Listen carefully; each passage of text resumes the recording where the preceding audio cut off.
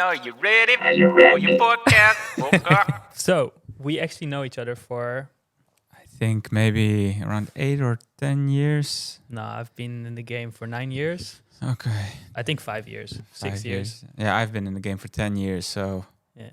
Oh, I thought you were, yeah. I'm older than you. we started then similar. Yeah, definitely. I know was that. like 23 when I started, but I was 18.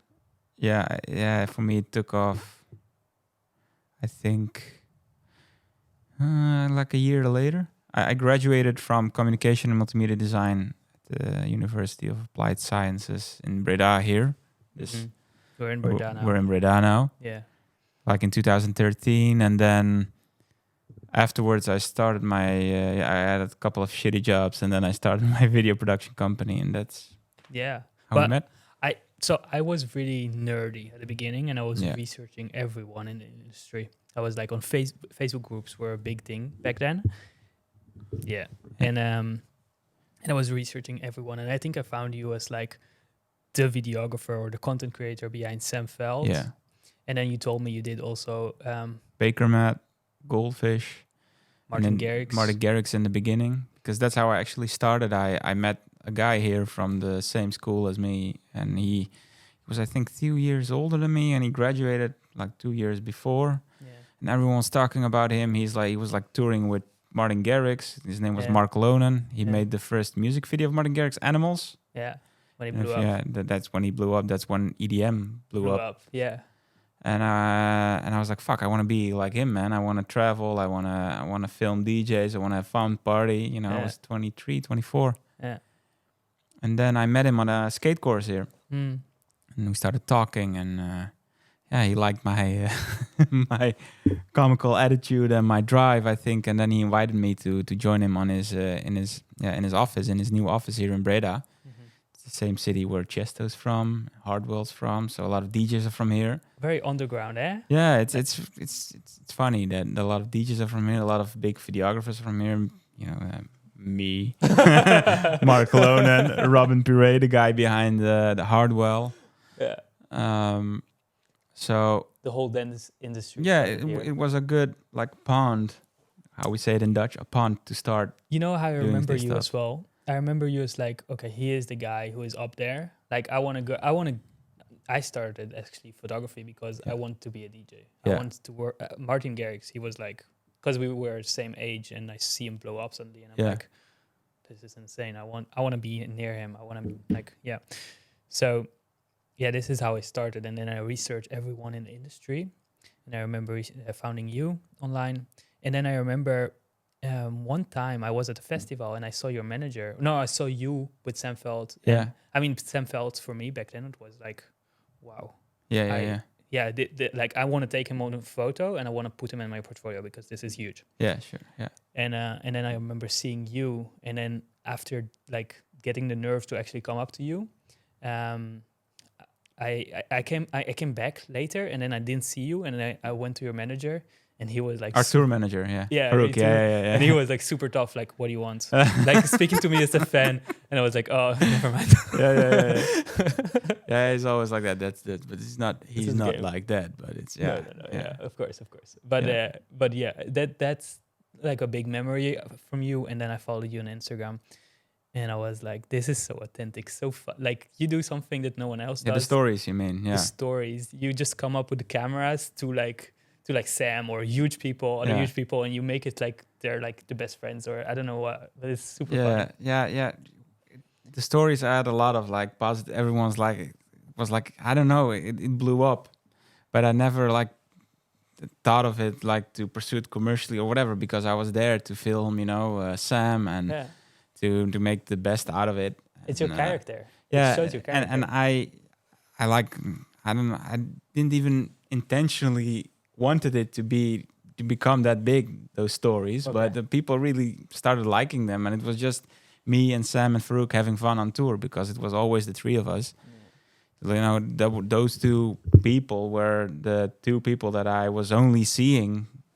Like I didn't see my family, my friends, my girlfriend, or whatever. I was constantly with them. So we were like the three musketeers. They were my family. Yeah. Yeah. But yeah, So you toured with him for 10 years, right? Yeah, almost. Yeah, I think for 10 years. Yeah. How did you got there? Yeah, well, it started here when I decided, because I first I graduated here creating an interactive documentary, and I thought I wanted to be a documentary maker, creator, or whatever. But I noticed that I was lacking experience, knowledge, and even like knowledge about life and the world and whatever. So how the hell was I supposed to tell stories about other people and places if I haven't seen the world? Or, I wanted to meet more people, see more places. And the only way to do that was, in my opinion, like travel with a DJ. But I didn't know anything about DJs or house music, or because, I'm a guitar player. I always played metal in bands. Like I went to concerts of Metallica, Korn, Slipknot. I didn't know house music. That was like for pussies. do you think that helped you actually to get in like, if you, because most people come from a fan kind of mindset, right? Yeah. So you were like, not a fan. I'm just here. I had for to business. research it. I was like, okay, what is house music? What's the history? Why is it so big? Why are people listening to it? And then I became a house loving dude, but it was like, I think my thing about it is it was out of my comfort zone. The vibe, the scene. I didn't know anything. And then I saw this guy, Martin Garrix, to get back to that, blew up, and he was like 16, and Mark was touring with him, and I was like, I want to be like him. So I went my first ADE with him. I went to a party. On ADE, I met Sam on a boat. Okay. But before that, I was like filming all these clubs in Breda here, and then I met Mr. Bell and Weasel. I don't know if you remember those two. No. They have like a really funky style of house, and I made some videos for them, and Spinnin actually liked those videos and wanted to use them for their promo of new song, because there wasn't any content about them because they just signed with Spinnin. What did they like about them? About my videos. Yeah. I think I gave it like a black and white filter style, the grimy, it matched the music, the vibe. So they were like, okay, this is cool, because I think Mark and Robin were the first guys to tour with DJs and record them and, make cool videos about guys pressing buttons on a CD player and mixer and, that capturing that vibe and energy. And I tried to imitate that. And eventually I got my own style in it. But because of that, those Mr. Built and Weasel guys, I met them, then they asked me to tour with them for a whole summer in the Netherlands. So we did like all kinds of like crappy small club shows and whatever, because they just started out. Wait, this goes too fast. Yeah. It's not just from one video, right? It was from one video. From one video. Yeah, they were like, yo, dude, would you like to come with us? Would you like to tour with us? But we don't have any money. I was like, okay, it doesn't matter. I also don't have any money, but let's just do this. So I was like, okay, what else I'm going to do this summer? I want to go to all those parties for free. Uh-huh. And, we slept in tents, and because they also slept on the campsite, and they were like playing every day in different tents on different festivals. And wow. Yeah. So this is basically the beginning of DJing? That was the beginning of like the whole EDM scene, going to Miami, before the big DJs, like. Yeah. And then I started like doing with Mark some projects for Martin Garrix.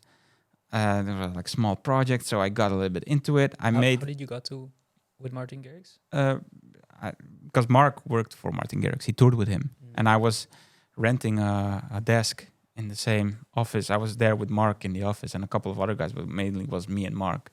So I learned the ropes from him. So that's a Breda connection. There was like a Breda connection, and Robin Perret was in another office in the same building. So you would, it was like my grandfather would always say, like, there's always someone smarter, more handsome, and stronger than you. And make sure that you find those people and surround yourself with those people. Because of those, okay, interesting. So that was like the philosophy I always like took in this, like, okay, let's find these people that are better in doing stuff with me, learn from them, create your own style. So I did to get back to Mr. Belt the Weasel, I toured the whole summer with them.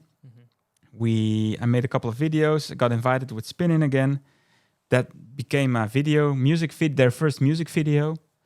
And then Sam Veld noticed, he got signed at the same time as then at Spinning. And then I met him on a party, and he was like, "Oh, you're the guy that does the videos for Mr. Belt and Weasel." I was like, "Oh, you're Sam Feld. I like your music, but I didn't know you were like 18 years old. What the fuck? I thought you were a guy like 30 or something, you know?" Because I thought the music was very sophisticated and had a lot depth into it and stuff, and I didn't expect a guy of 18, you know, that he created it. Wait, so how old is he? He is 31 now. I think. 30. Okay. We were like 4 or 5 year difference. Okay. So, and then, we just exchanged our Facebook thingies, our numbers. And then I went to Miami. I was like, okay, this whole thing, what I'm doing now is not working out. You know, I don't have any bookings. No DJs are asking me. I wanted to be like Mark, travel the world, film, but it's not. I don't think it's gonna happen for me. It's what did I put in my mind? Why am I thinking that it's gonna work out? Because it worked for him, it doesn't have to work out for me. So I started doubting myself, and I was like, maybe it's time to find a real job. You know, my parents are like, "Why the hell are you filming parties?" What are you doing? You got your bachelor's degree, you finished university, and now you're filming parties. What did you expect? You know, it's like, okay, you know what? Fuck it. I'm gonna go with Mark to Miami. Sam was there as well. I did 7 shows with Sam for 50 euros per show. Good deal, because Sam got like 200 euros per show. So 50 euros for me, 50 euros for Farouk, 100 euros for Sam. Wow. And I did the shows. I borrowed even $500 from my dad to have some cash, you know. I was like, fuck it, let's go to Miami. Then I've experienced that at least once. And then afterwards, when I get back, I'm going to quit this whole DJ filming thing and find a real job. Yeah. But the other thing happened. Spinning really liked my footage for Sam. They invited me in the office, and I started. They asked me to even work with other DJs as well. And that was like, fuck, you know, I was so close to giving up, and I'm happy that I didn't. Yeah. And now I've been like 100 times to Miami. Goosebumps. Yeah. And I kept working, you know, Sam asked me to be his like main photographer, videographer. And we did like, fast forward, like in 10 years, 250 flights every year, 150 shows every year. I met Baker Matt during a show we did together in China with Sam. It was a blast. I made a cool video. They invited me to tour with him as well. So when I toured with Sam, I would get back home. Then the next day I would fly off with Baker Matt. So I was always like touring with those two. Wow. I would like do some music videos for Lucas and Steve, for other spinning artists as well. Wow. And I was like filming every day, hustling, managing, working. And then eventually I met Goldfish. They're from 2 guys from South Africa. They play live instruments during their DJ set. And I was like, something I never seen before. I was like, fuck, this is so cool. You met them backstage? I met them backstage, and we clicked. And they were like, okay, you can film off, let's do something. And then, boom, fast forward, I also like became their main content guy. And it's I'm still working with those people, but after 10 years, I had to. I've seen every festival, every club, every show, and the things I was doing, it became the same trick all over again, you know. Yeah. So I was like, okay, I really need to start doing something else. Maybe. When?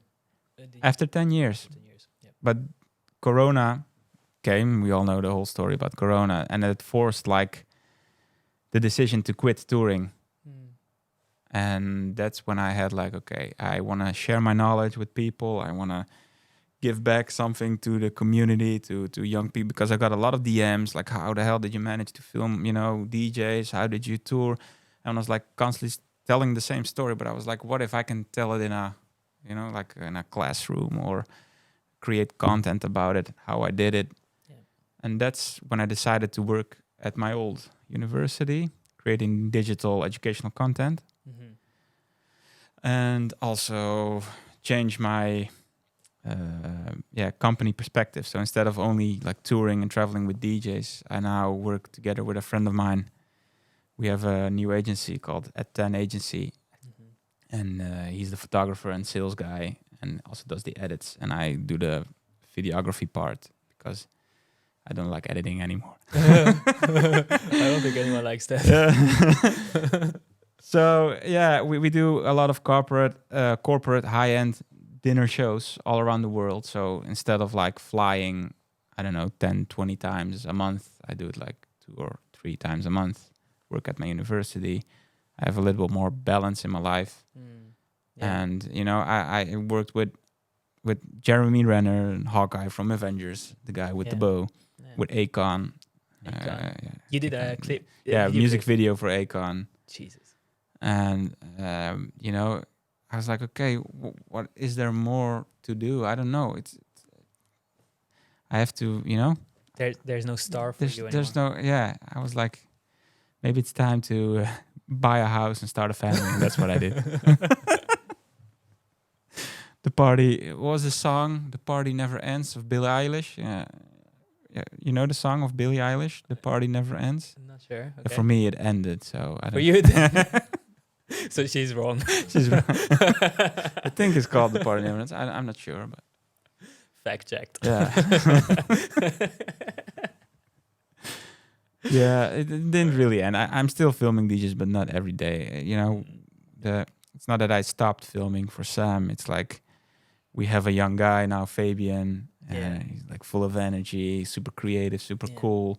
I'm still with our Sam Veld family, but it just grew bigger. And you're a papa now. Yeah, I'm a papa now. I'm 35 years old, and you know, if I don't sleep one night, I have to, you know, recover 4 days from it. Or it's different struggles now. So yeah. Wow. Okay. So music video for Akon, toured for 10 years.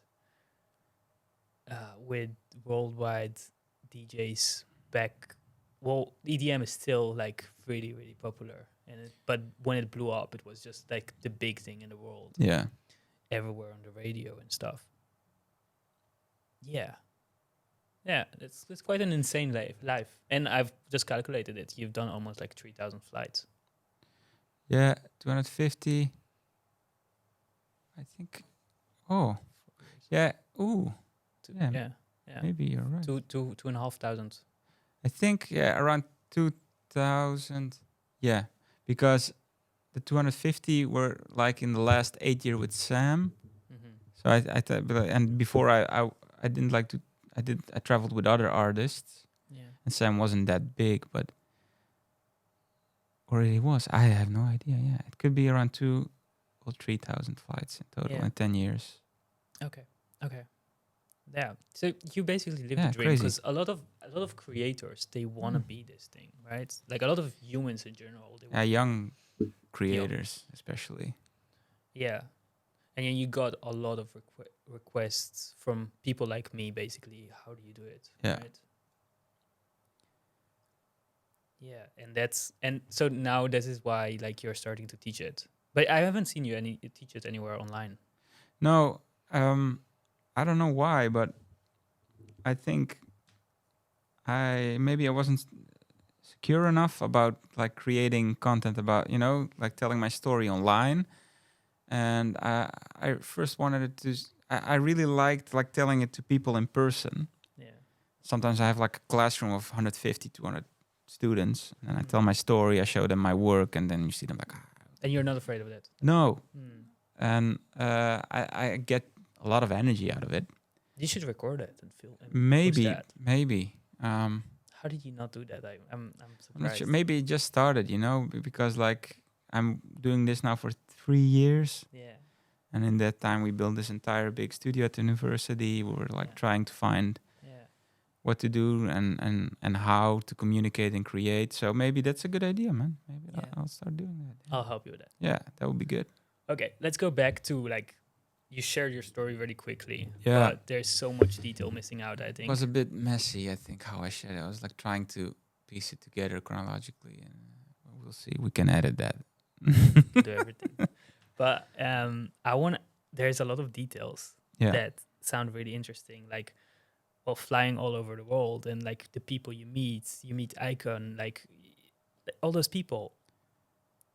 Like, for example, Icon, you shared a story that you did a whole video clip for him. Yeah. Like, how was that?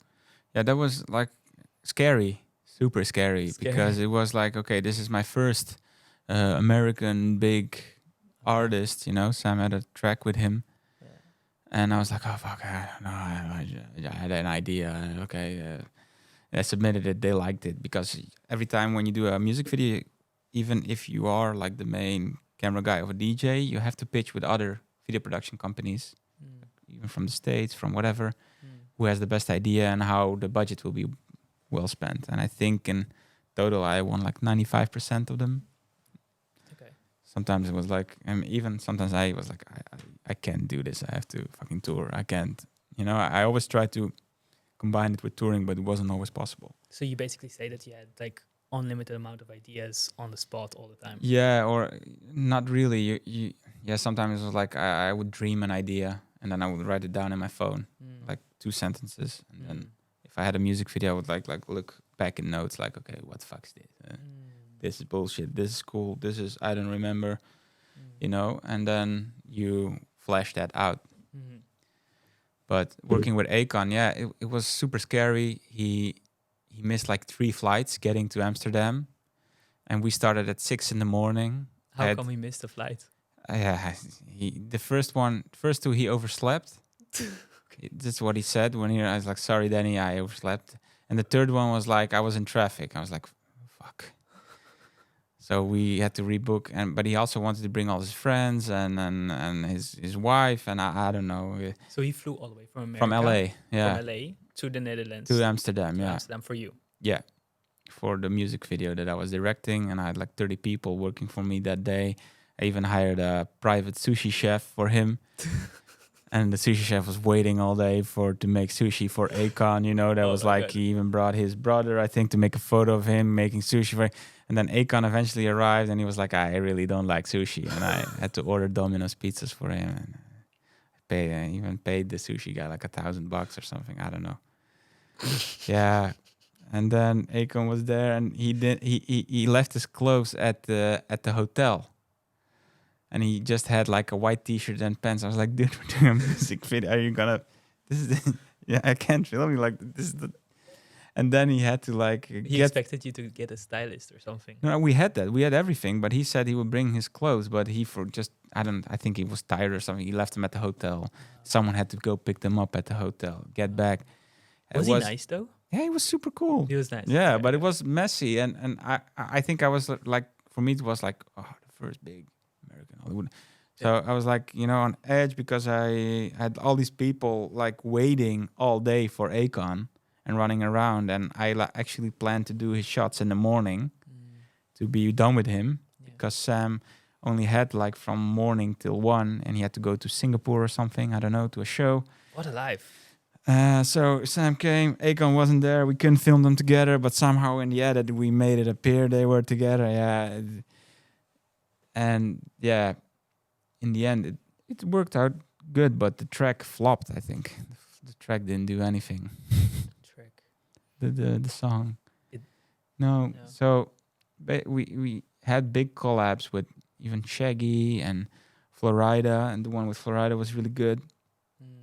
Like a lot of years later. But, you know, the thing was, if you work with an American artist, it doesn't always guarantee a hit. That's what. Why not? It doesn't guarantee it. You never know what a track is gonna do. The song. Why in America and in the Netherlands is different? What do you mean? Why do you say in America? No, I mean in general. In general. Yeah. So, you know, for us Dutch people, if you work with an American artist, you expect like, okay, it's an honor and it's gonna blow up, but it didn't, and it didn't even. So, yeah, I made the video, and then I don't know if anyone saw it in the end, but they had like 2 million views or something compared to like the other ones that I made that like 10 or 20. This one didn't do a lot, didn't do anything.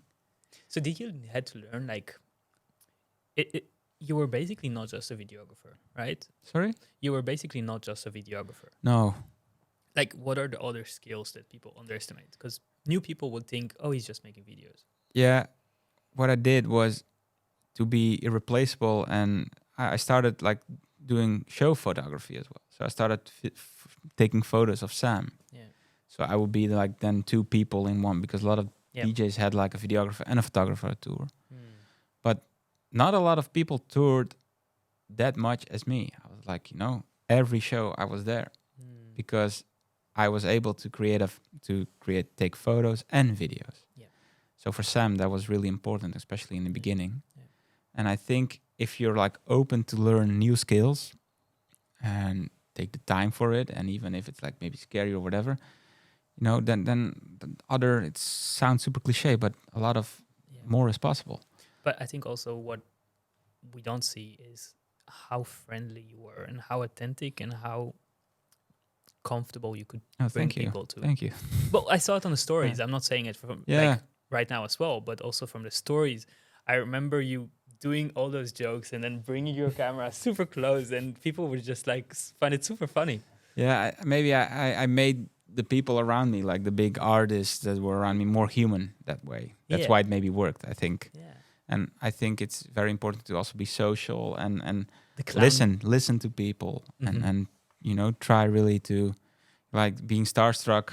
Don't be starstruck. Try to like level on their same. What is starstruck? Like, oh, that's a fucking cool artist. I don't know how to be. I want to take a photo with him backstage. And because I think most of the time, if you take a photo with an artist that you don't know, I think your chances of working with that artist or getting to know him like drop like maybe to zero. Okay, well, I suspected it. I'm thankful for you saying it. I think like in all the years that I behaved normally to them, didn't take selfies, didn't take that like Timmy Trumpet, he respects me so much. He came up to me, like, he's fucking huge. He came up to me, how the hell do you take those photos? Which lenses do you use? They're so fucking sick, man. They're what? I was like, fuck, that's Timmy Trumpet telling me that. And then he got a photographer doing the same stuff that I did. And he still remembers me. But I, I would, the thing is, if you take a photo with Timmy Trumpet, they're like, oh, okay, he's just one of those people like needy. I don't need, or and neediness. Once there was like maybe a shaman in a jungle, and they thought that if someone takes a photo of you, to take a part of your soul. You know that saying? I heard that. I think it's partially true. And I think artists have like a big energy, big soul energy, so they can share their music and energy with the rest of the world and the crowd. But I think, it's the art for them is to keep it with them and to keep it high. And if they lose it, then they lose themselves. Okay. And I think if you take a selfie with the artist, you take a piece of that soul, but you don't give anything. Maybe it's a little bit, I didn't expect that to go this deep. But that's that's how you start thinking about things when you meet all these super famous people. And I was asking myself, why do they see me as a friend, as an equal? Yeah. I think it's how you behave, how you communicate, how you do. So what's the difference between you taking videos of them and then someone taking a selfie with the soul thing? That's actually really interesting. I think because it's in consent. So I'm not like, go backstage and film every fucking artist like, oh, look, Sam is with them. Then I always asked Sam, yo, do you want a photo with that guy? We would always ask, like, okay, do you, is it good to take a photo? It was not like I was not with my camera in everyone's face all the time.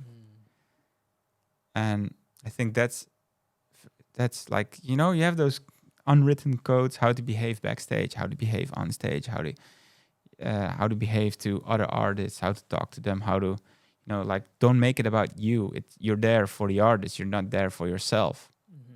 What do you mean by that? Like, if you are not the artist, you are not the artist people paid to look at, to see, to why they bought ticket. You're there to serve. Not really, but I'm an artist. I create videos and photos. Yeah. But I'm not there to stand behind the DJ table next to Sam and show them, look at me, or hey, I'm backstage. Look at me. Like, it's no ego.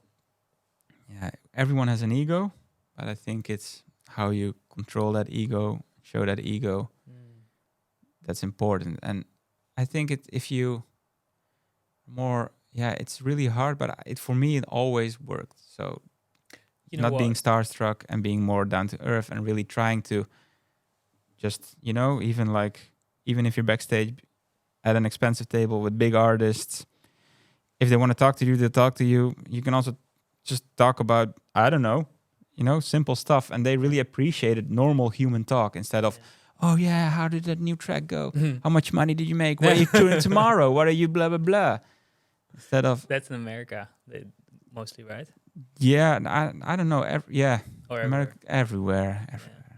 Hey, that is actually a really interesting thing because I used to struggle with it a lot and I used to think about it a lot because I used to be a computer nerd, kind of researching everyone, knowing everything about everyone. And a big fan of DJs, to be honest. When I was a teenager, I was like, first Eminem was a huge, they called me in school Sam because... Sam M. Yeah, Sam because I was just a huge fan. But then it was Martin Garrix and then it was all those guys. And then suddenly I would move to Amsterdam, pick a camera, and then very, very quickly I would find myself backstage with those people.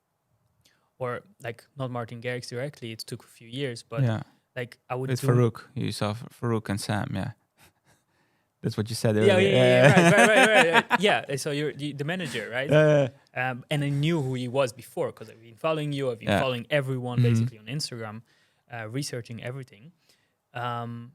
So very, very commonly I was backstage knowing everyone and no one knew me. So I was like, how do I speak to them? I want something from them. I want to work with them. I want their contact. How do I speak to them? Like, because I started asking this question probably because I tried it and then I saw like they were just not interested. Or I mean, actually, I remember the first ever event I shot. I took photos of the DJs. They were not like, I don't know if they were like famous or anything, but I went there like backstage and I was like, hey, look, I took some photos of you. Yeah, that works really well as well. Yeah. Well, you know what their reaction was? Yeah. We don't care. They literally said, we don't care. And for me, it sometimes worked, but I think it depends. You have to feel the room, read the room, feel the vibe. Yeah. There are like a lot of arrogant DJs out there, and it was always easier for me to do that with artists that were like in the same music genre as Sam. So that happened with like Felix Yane, with Lost Frequencies, like the guys that we kept seeing on other shows around the world, and then and then they sometimes ask you like, oh, can you maybe shoot this and that, or that and that show, or that's how or you, I don't know. It's you cannot just like take for every DJ a photo and expect them to be like, oh wow. Yeah, no, for wow, sure. that's But this cool. is how I learned. Yeah. This is how I started being like, oh, they're different people. I cannot interact with them. How I learned my whole life. Because you took a part of their soul. Okay. But but actually, I started figuring that out, and then later I was like, okay, well, just need to speak to them as humans, and then, like I was more for my business was more working with the festivals themselves. I was like the house photographer for the Market Canteen. I don't know if you know. Yeah, Market Canteen. Yeah, like the coolest club in Amsterdam, and then so I was in Awakenings, all those places, and slowly I really found myself with really, really big DJs. And actually I used to be a big fan of Blaster Jacks as well. Yeah. And I toured with them. Like, those are the DJs. Yeah, those are like the one celebrity I toured with, I think. Yeah, what was his name again? I remember him. Tom. Yeah, Tom. Yeah, we once took him in Chile to a Michelin starred, restaurant that was like specialized in beef. And he was like, the chef was like creating all these fancy things for us, and he was like, I just want a hamburger. So I remember him from Yeah. And then when I toured with him, like I did one tour with him, and then backstage, like I remember the first DJ before I started, before I made videos for Tom. Backstage before he went on the show, the previous DJ was like, hey, we don't have a videographer, can you make photos as well for us, or videos for us? And also after, and I remember like, this is how you, like, once you get in, you build your network, and then everybody wants to kind of work with you, right? You just need to keep grinding and appearing at all kinds of parties and things, and it's like fishing, when I started doing this, my first gigs were like all hardcore parties somehow, but it was DJs. Yeah. And I hoped to get to the EDM DJs.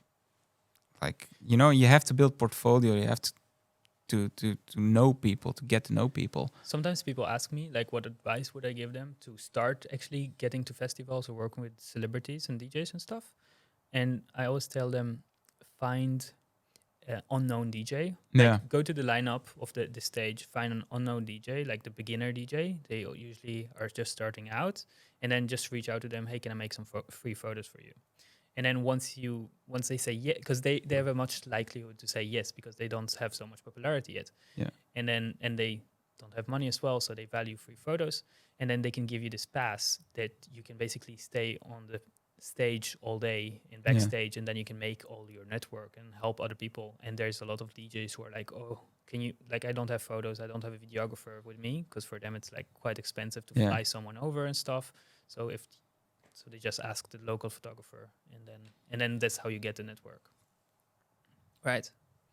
Or would you have a different advice For people who are just starting photography and who want to work with DJs? And your advice was?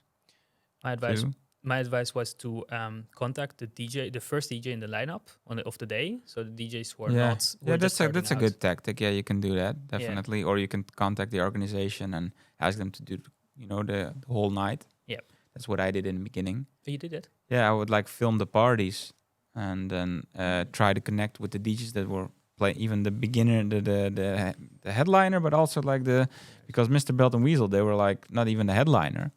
They were like an opening act for Martin Eakin. It's like, you know, that guy's like been a million years in the industry. Yeah.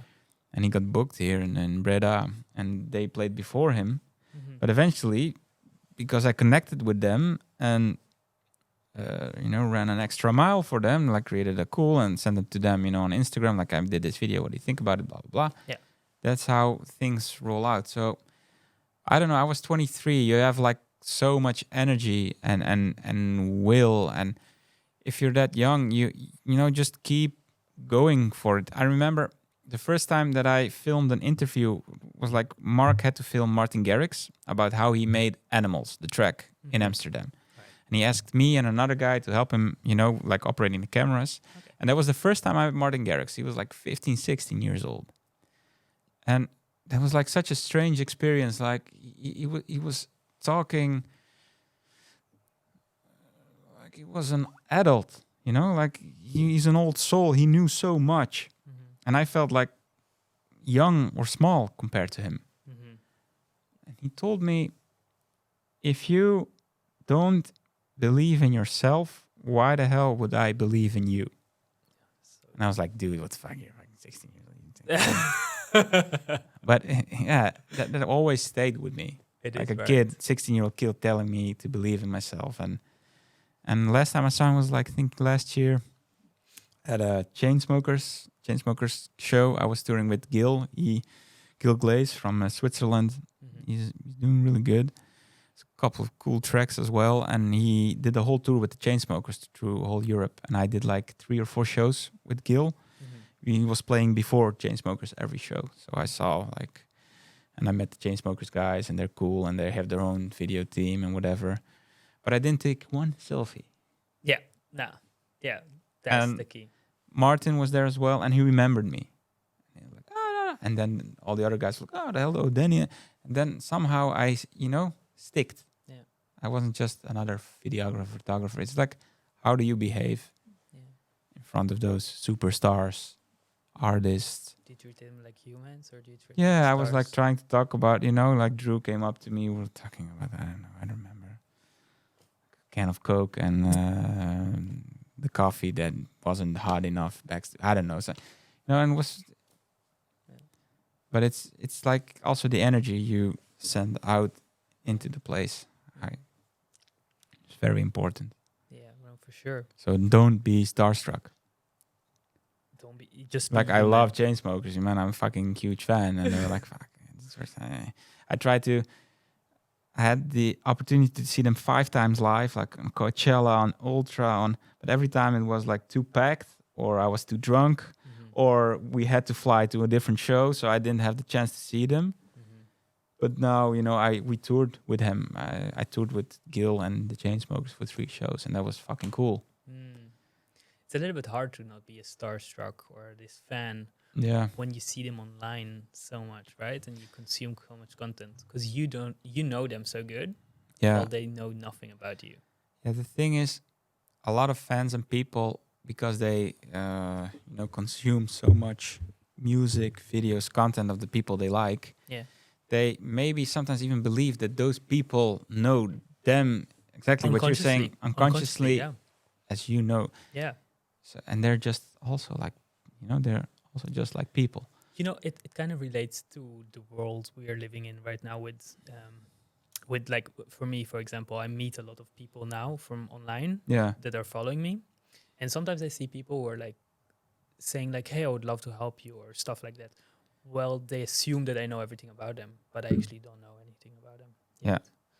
So it's kind of a natural kind of way. But I heard that the longer you consume someone's content or music or anything like that, the more you kind of feel like you're a friend of them. Yeah, you start to believing that you're relate, so you have some kind of relationship with them, but you cannot really place it. And then when you see them for the first time, you're like, oh my God. Oh my God. Yeah. But yeah, I think the trick is, for me, don't be starstruck. Don't forget who you are. Don't forget that they're people. Don't forget that you're there doing a job. You're not there to take selfies and party and deliver shit content. Because I've seen so many photographers as well that get like super wasted drunk, and that their content, it's not, that's so bad, or it doesn't even get posted. Like, we had like extra people working with us. Some of them were like, what the fuck? Yeah. But there also were a lot of good guys that you keep then working with. Like, you meet someone in New York, you meet someone in Miami, and then the local guys that are there, and then you invite them again to work with you on a different project. So it's not... Yeah. I think we should do a podcast one day, like just speaking about all the celebrities and how they are really at in real life. I think that would be so interesting. Yeah, but it's hard. I know a lot. Yeah, you have a lot of stories, I guess. Still, I don't know everything, and no, but I'm not gonna tell everything about the guys that So it's hard. Yeah, maybe some anecdotes, gimmicks. We should wear wigs. Yeah. Wigs, and maybe and share all the dirty secrets. No, that I don't know. Nah. Okay. Question. So, it sounds from what I'm hearing like time and energy is huge factors. So most humans have a lot of time and a lot of energy. Yeah. Especially young people. Yeah. But it sounds like artists and you, when you were touring, you lacked both of those. What did I lack? Time and energy. No sleep. Yeah, no, I actually had it. You don't get enough time to do other stuff. You have to focus on the tour, on your, the content, the show, the being on time. I'm not always the best one in being on time. No, like today maybe. Like today, it's we call that Brabant's 15 minutes. Okay. Okay, I'm from an island in Croatia, so yeah, we have a little bit more relaxed perspective on time, but still, okay. I think I just realized another thing that stars like about you. Yeah. You like to take the lead sometimes. You like to take the attention. Yeah. When they're like super tired after getting all the attention. That's a good one. I think you're right. Right. So I'm a joker. You're. I want to say you're the clown behind the camera. Yeah. The clown behind the camera. That's a good one. Have you never heard that? Yeah, I have. Yeah. But it's I forgot. Yeah. Clown behind You're the right. camera. Next time. It's a cool gaming name as well. Clown behind the camera. Yeah. I think because the artist always needs to entertain, be there, and indeed what you said. I remember actually when touring with some stars, they were like tired of all this attention. They were just like, Yeah. "What do you want? Like I don't want to entertain you now. Mhm. I'm behind the scenes. I'm backstage, right?" They don't want to lead it, so you just were the funny guy, and suddenly you just I can imagine that really good. Yeah, I would bring the energy back up. Yeah, Yeah, it's hard, man. You know, like constantly, you know, together. You were basically the star behind the scenes. Yeah, Yeah, the real star. the real star. Yeah, the real star. Thank you, man. Well, okay, so you stopped now with Sam, right? You stopped. Yeah, stop touring full time, Yeah. like with everyone. How's life? Better now, more balanced. What do you mean? Yeah, I sleep. Okay. I don't drink every day. What's that? What's that? I don't drink every day. I sleep. I'm not at the airport every day. I have a wife. I have 2 cats. You have a wife? A house. Didn't know you had a wife. Didn't know you proposed. Yeah, I think 2 years ago. 2 years ago. Wow. Okay. No, a year. A year ago. 2 years. I don't. No, 2 years ago. 2 years ago. You have cats. So you're daddy. Just got a new one. It's this big. Oh, The nice. same. Sam was like, "What the fuck? You have the same cat as me." I was like, "Oh yeah, you're right." He also has 2 cats. And, the new one that I got, it's like the same one as his second cat. So I was like, oh, I have totally forgot. I wasn't thinking about it. Like I have to have the same cat as Sam. But now it's like, oh, I got the same cat as Sam. Sounds like you can speak a lot about your cat. Yeah. Okay, but now how's your relationship with Sam and everyone? Yeah, good. Like, was it hard to split or? Yeah, that was 10 years? super hard to split because you give up, you know, the world that you build that you've known for 10 years, and then you know, you feel that it's right to do, but it's also weird to do. So eventually I told him, yo, dude, I cannot tour anymore. You know, Corona came. I got like thrombosis from all the flying. So my body was like telling me, dude, you really need to do something else with your life. If you keep doing this like for 5 or 10 years more, I don't know if you'll stay alive, you know? So, yeah, I told him that I needed to quit, needed to do something else. Corona forced actually that decision because there were no festivals anymore. No shows anymore. We were like doing 36 shows in 1 month. We just came back from Mexico, from spring break. We arrived in Boston, and then, you know, everyone had to go to their country of origin because of Corona was getting like super serious. Yeah. And then when I got home, I noticed all these defaults on my body because when you're touring, you're like high on adrenaline, high on alcohol.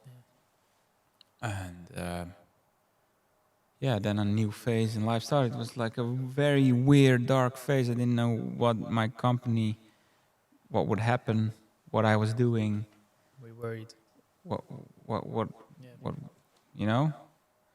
And then,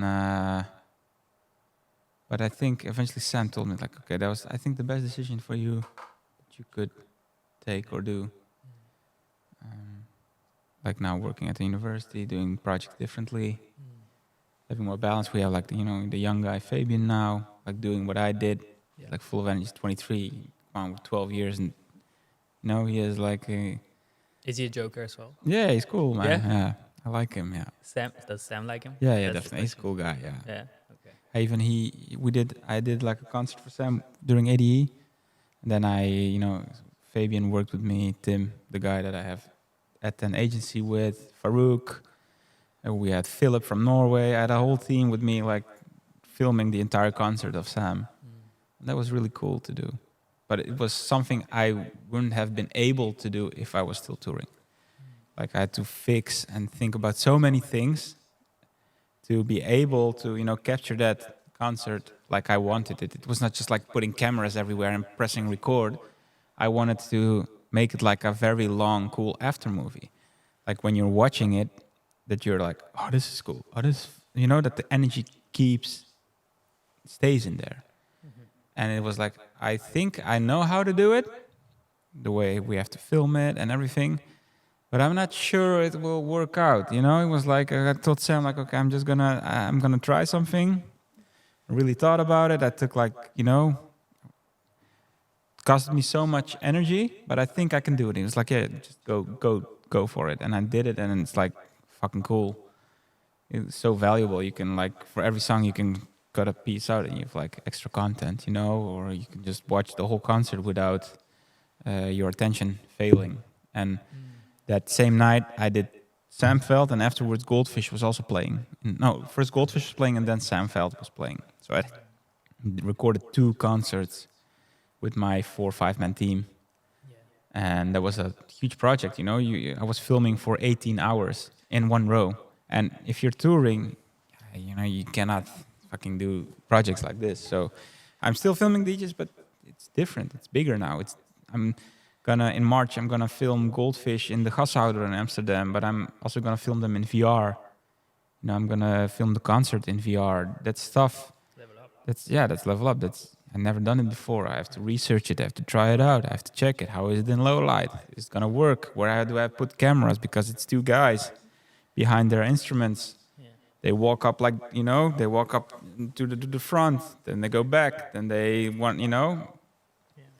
You cannot move the VR cameras. But this is growth. You're taking more responsibility, right? Exactly.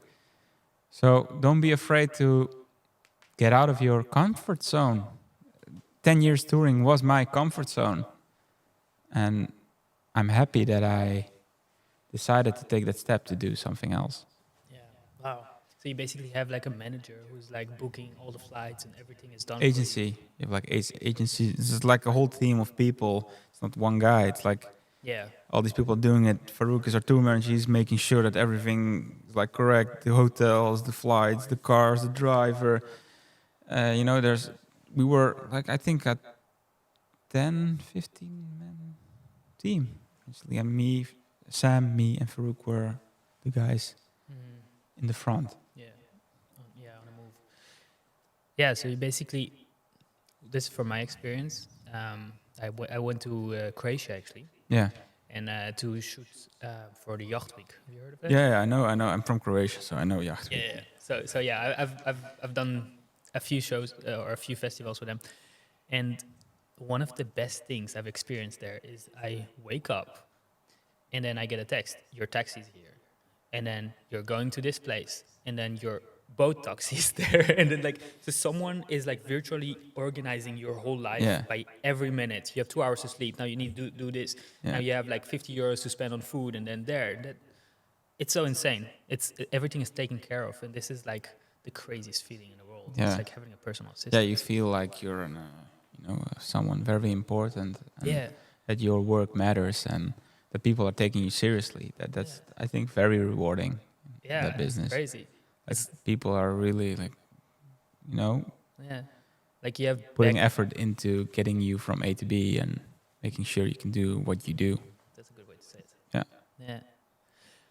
Okay, well, we are going to round it up. We don't have too much time, but I have a really interesting question for next time, because it sounds like you basically travel with the stars of the world back then, especially, and it sounds like the whole world wants something from them. So you basically met the most rich people in the world, most powerful people in the world. Yeah, definitely. You met like some crazy people. Yeah. And it's really, really interesting because most people don't have access to that at all. So it sounds really interesting to hear all the stories about that. Yeah, I learned a lot from those people, the super rich people. Do you want to share one thing? One thing was, I have a friend of mine, and he became very rich at a young age. And I told him, like, okay, how the hell did I manage to do that? You know, do I have to buy stocks? What's your secret? What do you do? He said, if I were you, just keep doing what you're doing and invest in the thing you're best in. Mm-hmm. And so if I were you, if I had like 100K, 200K falling out of the sky, you should invest in more cameras, more gear. Make your jobs and your things easier, better, faster, more efficient. You don't have to start a restaurant if you don't have anything with restaurants. You don't have to start a golf club if you don't, The best thing to begin with is to invest in your own niche. Yeah. And I was like, okay. So what do you do? The thing is, people really like fast money, and I think their secret was always like, take it step by step, brick by brick. And I think I did that and it quite worked out. Are you a millionaire now? I'm not a millionaire. Okay. No. Maybe. No, I'm not a millionaire.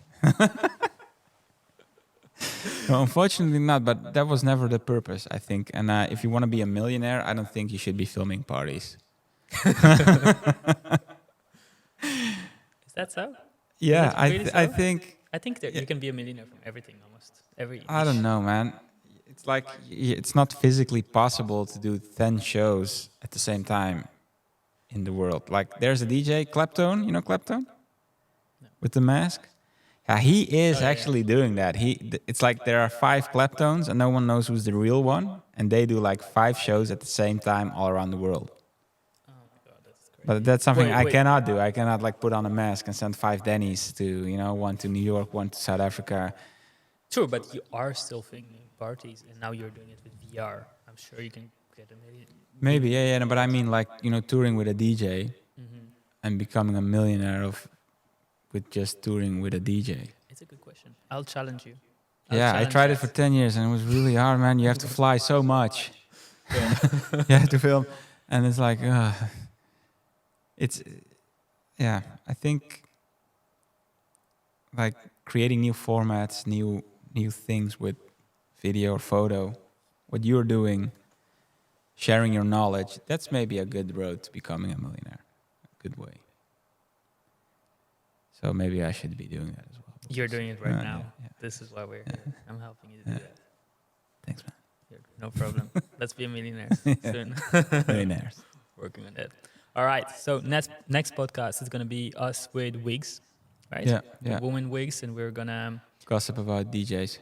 gossip about DJs and celebrities, Yeah. famous people, and the most powerful people in the world. We're gonna speak about them. Yeah. I don't think I want to be that guy. No? Well, you'll be a girl next podcast. Okay. Then maybe I want to be that good. Yeah. You do. Thanks, man. All right.